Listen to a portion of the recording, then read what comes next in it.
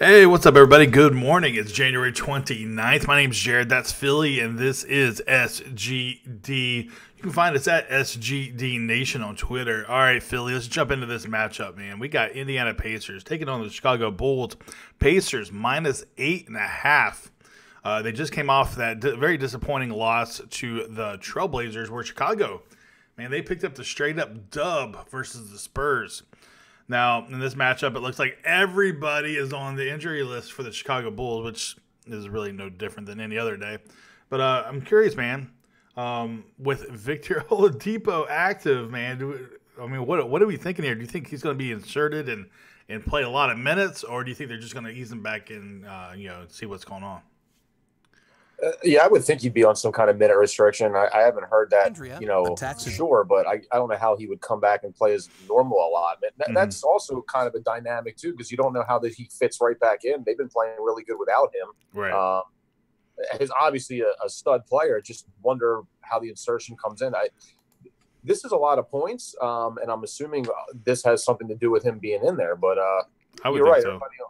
Right, you agreed. I mean, I know a lot of people in Chicago are showing injured, but I'm sure it looks like Otto Porter out, Markin, I know he's out, Wendell Carter's out, but he's got Zach LaVine has been pretty awesome recently. Yeah, I'm just not sure exactly what the Pacers are going to be with Oladipo back and trying to just puzzle piece that back together. But I like Indiana to win, but weirdly, I kind of think Chicago sticks within this number. I mean, I think it can only help the dynamic of that team. Of course, we haven't seen Oladipo for over a year and a half. He was an amazing player before the injury. And I can't imagine, considering it took them forever to bring him back in, that they weren't going to bring him back in until they knew that he was going to be able to play at an NBA level.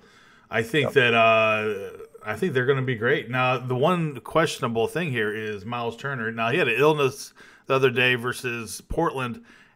When he doesn't play, that really hurts their team defensively and also on the boards. But he is listed as questionable, and obviously your boy Malcolm Brogdon is also.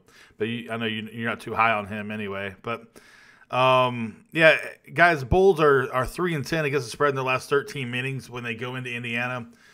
It is a lot of points, though, but I'm going to go ahead. Personally, I'm going to take the Pacers here. I'm going to lean the Pacers this way because I feel like this is going to be a huge insertion, huge, lift, and I think they're, because the Pacers, they're a good team, man, and they play good defense. So that's where I'm going with that. Yeah, I mean, I hear you with that. It's a wait and see for me. I just don't know exactly how he's gonna fit in or how many minutes he's gonna play. I do think the Pacers win the game. I just, for some reason, can see a situation where they may maybe not cover, but it'll be interesting for sure. And then kind of see how it goes from here. But I'd be very curious to see what you guys watching the video think as well.